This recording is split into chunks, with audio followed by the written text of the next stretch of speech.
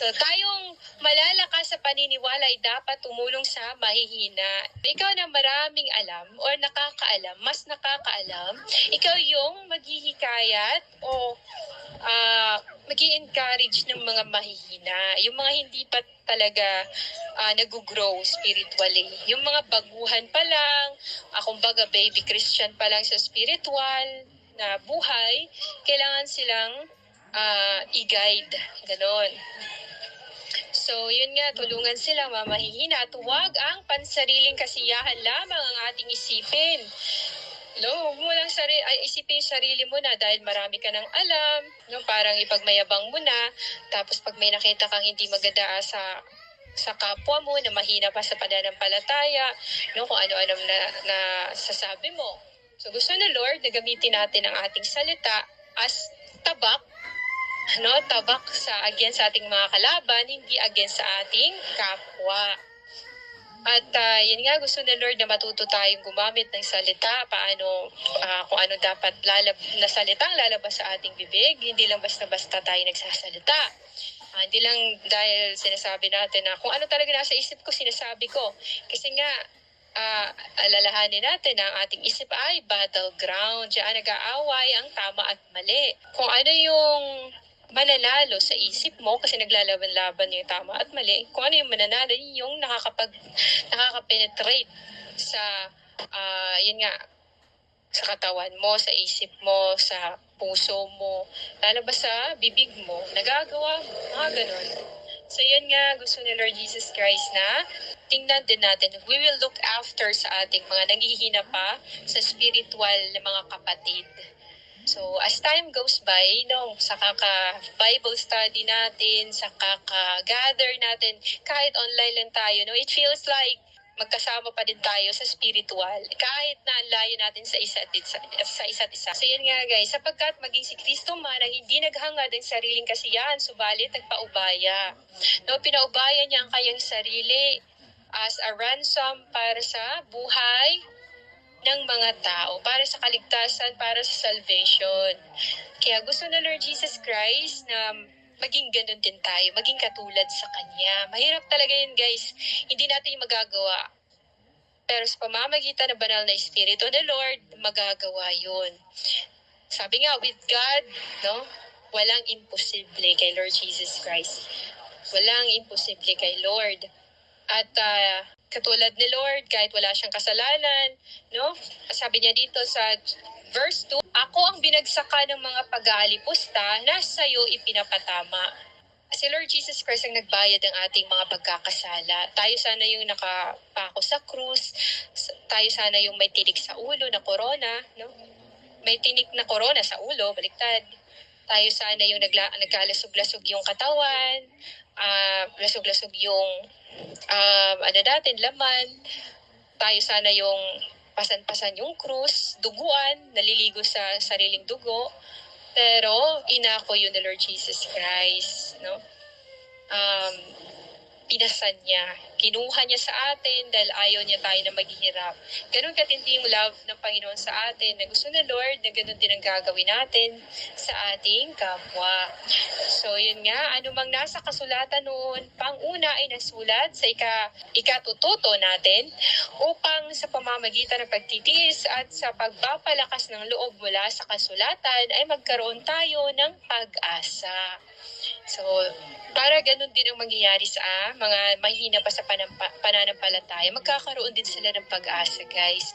So, kung hindi sila titingnan, hindi sila papansinin, kahit na down na sila, hindi sila i-apply, i-guide, i-encourage, talaga mamamatay sila spiritually. So, gusto na Lord, para kumbaga, bagong panganak pa lang sila, kailangan silang akay-akayin, bihisan, kailangan tulungan, mga ganon. So yun, ipagkaloob nawa ng Diyos na siyang nagbibigay sa atin ng katatagan at lakas ng loob na kayo'y mamuhay ng may pagkakaisa ayon kay Kristo Jesus, upang sa gayon nagkakaisa kayong magpupuri sa Diyos at Ama ng ating Panginoong Jesucristo. So gusto na Lord, huwag tayong maging selfish na tayo lang ang mag-grow spiritually. Dapat yung goal natin as as mga nagdi-disciple na ay talagang ah, yung goal natin ay talagang yung mag-grow din ang ating mga tinuturuan. Kasi mas maganda talaga yung nag-grow kasi hindi na yun parang bamboo nagsusway or alon na umahampas no yung alon na yun. Hindi ganoon. So gusto na Lord talagang consistent na si Lord talaga ang foundation. Si Lord Jesus Christ ang foundation. So upang sa gayon, nagkakaisa kayong magpupuri, di ba? Napakalakas ng power ni Lord kapag sabay-sabay nagpuri, sabay-sabay nagdasal, sabay-sabay nag-evangelism, sabay-sabay nag-praise and worship, di ba? At yun nga, sa kay Lord Jesus Christ na ating Ama, no? Sa ating Ama na si Lord Jesus Christ. So ito naman ay para sa mga hintil. Kung paano kayo'y malugod na tinanggap ni Kristo, tanggapin ninyo ang isa't isa upang mapapurihan ang Diyos. So, maluwalhati si Lord Jesus Christ. Hindi yung palalayasin mo, bawal ka nang bumalik sa simbahan, pinagbawalan mo nang bumalik sa simbahan, kasi ganito ganyan, without a very valid reason. Parang hindi siya yung tipong pang-mature, yung mga gano'n, no, na klase na desisyon na dahil lang sa mga ganon-ganon, hindi mo na kailangan pa na pabalikin sa simbahan. Hindi naman nag-skandalo, hindi naman binasak yung property doon ng simbahan, mga ganon, para talaga pagbawalan. Hindi ganon, guys. So, unless na talaga kung ang taong yan ay matigas talaga ang ulo, palagi siyang para nagsisimula siya ng gossip, mga ganon, guys. So, yun. Kailangan na talaga siyang tanggalin. So, hindi siya nagbabago, wala siyang takot sa Diyos. So, sinasabi ko sa inyo, si Kristo ay naglingkod sa mga Hodyo upang patunayan ang Diyos ay tapat. Talagang hindi lang sa salita, kundi talagang in-execute niya. At tumutupad sa mga pangako niya sa kanilang mga ninuno. Talaga na-fulfill yung promise niya sa mga ninuno ng mga Hodyo at upang ang mga hentil naman ay magpuri sa Diyos dahil sa kaniyang habag. Kinaawaan ng mga hentil na extend yung mercy, grace ni Lord Jesus Christ. So parang barko lang din yan natin, guys, in-extend the Lord, nag-extend siya ng mercy in the last days in order para ma-reach out pa yung iba na gustong iligtas si Lord Jesus Christ. At kaya't sa ginawa ng mga hentil, ikay aking pupurihin at aawitan ko ang iyong pangalan. Sinabi rin, magalak kayong mga hentil kasama ng kanyang bayan. At muling sinabi, magpuri kayo sa Panginoon, kayong mga hentil. Kasi kinaawaan kayo, wala kayong dapat parte sa kaharian ng Panginoon, but the Lord Jesus Christ is very merciful. Naging merciful ang Panginoon Jesus Christ. Kaya magpuri sa Panginoon. Yung gusto ni Lord Jesus Christ, yung pagsayahin, yung ibinigay ni Lord Jesus Christ na mercy. Extend yung mercy na yun. Kaya naalala ko yung dream ko na barko, yung tawag nito? Ship of Mercy. Ship of Mercy. At sinabi pa ni Isaias, may isisilang na angka ni Jesse upang maghari sa mga hentil. Siya ang kanilang magiging pag-asa, si Lord Jesus Christ. So, si Lord ay binanggit na sa Old Testament. Siya naman talaga lahat, even from the book of Genesis hanggang sa Revelation. Sinabi pa ni Isaias, yun nga, puspusin nawa kayo ng Diyos na siyang bukal ng pag-asa at nawa ay pagkalooban niya kayo ng inyong pag-asa sa pamamagitan ng kapangyarihan ng Espiritu Santo. So, bakit tayo nagiging hopeful? Bakit tayo nagkakaroon ng faith? Bakit tayo nagkakaroon ng love? It's all by the power and grace of the Holy Spirit of God. It's the mercy of the Lord Jesus Christ that keeps us moving forward sa ating spiritual life. At dahil din sa banal na Espiritu na Lord Jesus Christ, patuloy na nakikipag-usap sa Panginoon para tayo maligtas at maprotektahan dahil every day sa battle. So, gayon man, sa sulat na ito Sabi pala dito, mga kapatid, sa verse 14, mga kapatid, lubos akong naniniwalang kayo mismo ay puspos ng kabutihan at puno ng kaalaman, kaya't matuturuan na ninyo ang isa't isa. So even Paul, hindi niya iniisip na siya lang ang favorite ni Lord Jesus Christ. Na siya lang nagtaglay ng kapangyarihan mula sa Panginoon. He even hindi niya iniisip, no? Mali. So, hindi niya iniisip na siya lang yung anointed. Hindi niya iniisip din na siya lang ang may Holy Spirit. But he even said here, na mga kapatid, lubos akong naniniwalang kayo mismo ay puspos ng kabutihan at puno ng kaalaman, kaya't matuturuan na ninyo ang isa't isa. So the moment na tinanggap nila banal na espiritu, they have already wisdom. No? May binigay ng wisdom sa Lord Jesus Christ sa kanila na kailangan nilang i-exercise, no? Kaya nga, kahit gaano ka pa ka-anointed, huwag mong isipin na dahil kinausap ka, pinakitaan ka ng ganyan, ikaw na talaga ang pinaka na hindi na kinakausap ni Lord ang iba. Even si Moses nga, hindi talaga siya nagselos nung binahagian ng Lord ng Spirit niya yung 70 elders. No, bagkos natuwa pa si Moses na sana'y ganun na lang ang mga tao para hindi mag-aaway-away. But, makikita mo yung sa iba ng mga church leaders, nagiging bitter sila. If makakarinig sila ng mga information na pinapakitaan ni Lord Jesus Christ ng kanilang mga members, etc., they prefer not to listen. Ang mas gusto nila pakinggan ay yung sarili nila. Sila yung nakakapanaginip, pero mostly wala namang laman. Diba? Kaya gayon man sa sulat na ito ay naglakas loob akong paalalahanan kayo tungkol sa ilang bagay. Ginawa ko ito dahil sa kagandahang loob ng Diyos sa akin upang maging lingkod ni Kristo Jesus. Gumanap ng tungkulin gaya ng isang pari sa mga hentil.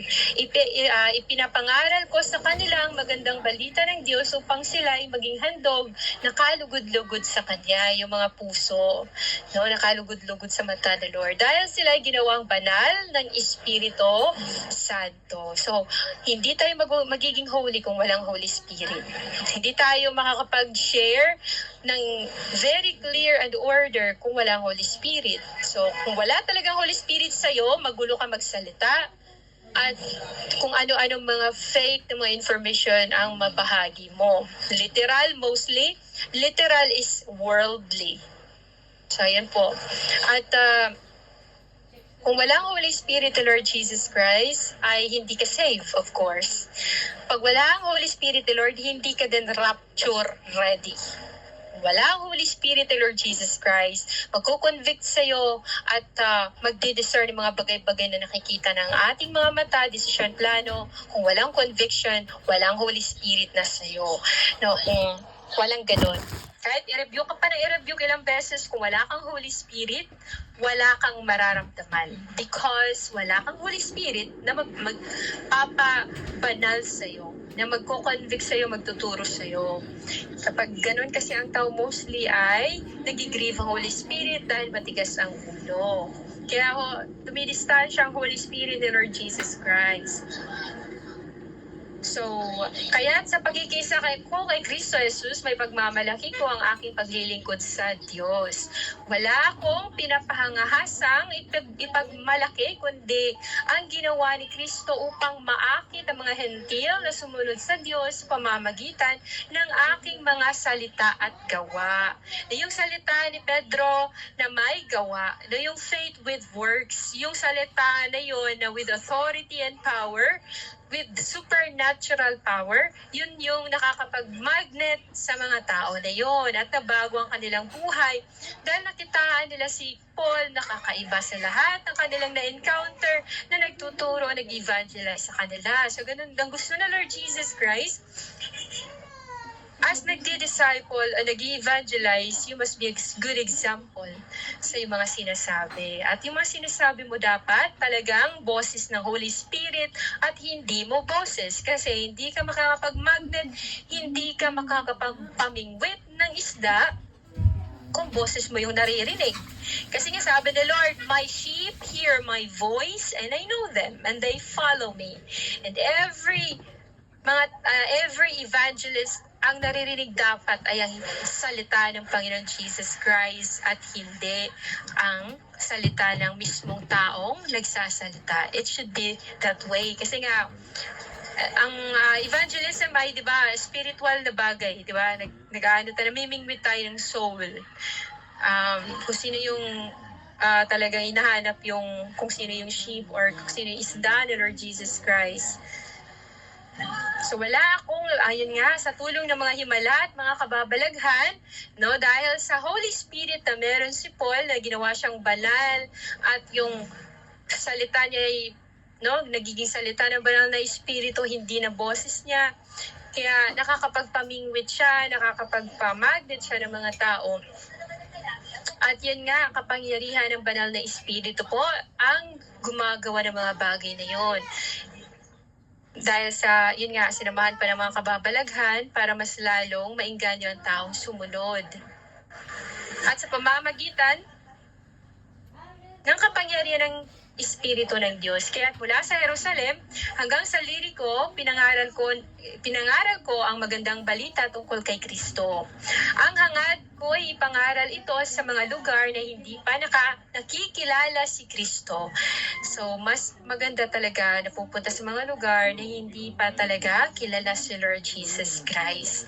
Ito kasi yung task na binigay ng Lord kay Paul. Upang hindi ako magtayo sa pundasyon ng iba, no? Upang hindi ako magtayo sa pundasyon ng iba.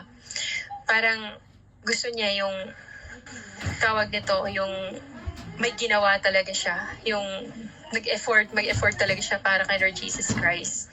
Gusto niya na parang siguro may legacy iiwan, no? Na as a spiritual teacher, mga ganon, na hindi siya yung nakadepende sa iba, na sunod-sunuran, or sa mga Hodyo, dahil yun nga, may alam na din ng mga Hodyo, yun, Hodyo, mga ganon. Subalit tulad ng nasusulat, makakakilala ang hindi pa nakakabalita tungkol sa Kanya. Makakaunawa ang hindi pa nakakarinig tungkol sa Kanya. So madami pa din namang Christian by name, pero hindi by spirit. Mga Christian ngayon, guys, na kahit nakakarinig sila pero parang bingi sila. Kahit nakakakita sila pero bulag sila. Ganun pa din. Iyan ang dahilan kung bakit hindi ako matuloy-tuloy sa pagpunta sa inyo. Ngunit ngayong tapos na ang gawain ko sa lupain ito at dahil matagal ko na rin gustong pumunta riyan, inaasahan kong magkikita-kita tayo sa pagdaan ko riyan papuntang Espanya. So imagine, siya pala yung naghirap na pumuntang mga Europe. Kay Paul po yung Europe, guys. Kay Paul yung Europe. Inaasahan ko rin ako'y tutulungan ninyong makarating doon matapos nating magkasama-sama ng sandaling panahon. So talagang full blast yung buo si Lord ng Holy Spirit sa mga apostoles niya, guys, because it was the very first time na mag-evangelize sila. Now, from mga bulag, gusto ni Lord talaga na makakita sila. It was the very first time na ibahagi ang salitang pangalan na Jesus Christ. But for now, sa modern time natin, guys, people are parang naumay na sila sa kakarinig na Jesus Christ, mga ganun, di ba? Parang yun nga sinasabi sa last days na in the last days the love of many will grow cold dahil nagmumultiply na yung kasamaan sa mundo. So the love of many will grow cold. So ayaw na nilang pakinggan about Jesus Christ, at para sa kanila it is parang joke na lang. Natatawa na lang sila, tinatawanan na lang nila. Because kahit saan, you can hear people evangelizing, guys. You can hear people speaking in public. Di ba? Kahit saan na lugar. At yun nga, guys. Pero nag-evangelize sila, pero walang authority and power from the Holy Spirit of God. Nasaan kung makikita-kita tayo pagdaan ko riyan, papuntang Espanya. So, ngunit sa ngayon ay pupunta muna ako sa Jerusalem upang dali ng tulong sa mga kapatid roon. Because there were people na natouch ang puso nila in order to give blessings para sa mga kapatiran nila nasa Jerusalem. Dahil, di ba, pinagbebenta na nila ang kanilang mga ari-arian and they live together after the Lord Jesus Christ departed, no? yun na nangyayari sa kanila ni disciple, tapos yun nga yung mga bahay na pinagbibenta na, and yun nga madami ding nagbibigay ng mga nasa Europe, at yun yung dinala doon ni Pablo sa Jerusalem para makapag-share din siya doon ng blessings. Sapagkat minabuti na ng mga taga-Macedonia at taga-Akaya na magpadala ng tulong mula sa mga mahihirap na kapatid sa Jerusalem. So, andito yung pagtutulungan nila, guys. Very generous din yung iba. Nagbibigay sila, nagbabahagi sila para naman matulungan din yung mga nangangailangan. So, ginawa nila yun, guys, out of love. No, malugod nilang ginawa iyon at talaga namang dapat nilang gawin. Dahil ang mga hentil ay nakabahagi, of course. Dahil nakabahagi sila ng salvation na sana'y para sa Jew, yung mga ganun. So, yun nga, dahil very grateful sila sa mga natanggap nilang salvation, na kumbaga para dapat sa Jew, pero na-extend yung mercy para sa Gentiles. And so they're very grateful, na overwhelmed sila sa mensahe ng Lord. They were touched, and yun yung nangyari. So, nakabahagi sa mga pagpapalang spiritual ng mga Hodyo. At alam niyo ba guys, it's very rare pagdating sa pagpapala ng spiritual na bagay. Hindi ito yung tipong, di ba, nakikita lang talaga ng ating mga mata. It's very rare lang. O hindi lahat ng tao ay na talagang puspos ang Holy Spirit of God. Now, if you have the Holy Spirit of God, we must take good care of Him. Yung Holy Spirit ni Lord, kasi nga, siya yung magpapalipad sa atin in the day of redemption, na tinatawag nating rapture, guys. Marapat lamang na bahagyan nila ang mga Hodyo sa pamamagitan ng mga pagpapalang material. Diba? Kaya pagkabigay ko ng nasabing tulong sa mga kapatid sa Jerusalem, daraan ako riyan pagpunta ko sa Espanya. Naniniwala akong pagpunta ko riyan ay taglay ko ang masaganang pagpapala ni Kristo. So magdadala siya ng blessings aside from that testimony and stories from different parts of Europe, guys. Yung mga tao na talagang nakinig, tumanggap kay Lord Jesus Christ. So, aside sa material na bagay na ibibigay niya as a blessing din yun syempre yung mga stories, makakapagpa-encourage, makakapagpalakas ng loob sa mga nakikinig. So mga kapatid, nakikiusap ako sa inyo, alang-alang sa ating Panginoong Hesukristo at sa pag-ibig ng Espiritu, tulungan ninyo ako sa pamamagitan ng inyong kaintim na pananalangin para sa akin. So even if very powerful na si Paul sa Spirit ni Lord Jesus Christ, but he was still humbly asking for the prayer. No, talagang, even if he executed a lot of miracles, si Paul pa din was asking the prayers of his fellow believers, yung mga ganun. At talagang makikita mo yung humility na pray for me, parang gano'n. So, idalangin ninyong maligtas ako mula sa mga taga-Judea na ayaw sumampalataya. At take note guys, etong mga taga-Judea, they are Jews. And sila ay very fanatic when it comes to believing yung Torah or yung Jew belief. So, hindi nila matanggap na ang Kristyanismo or sa Lord Jesus Christ ay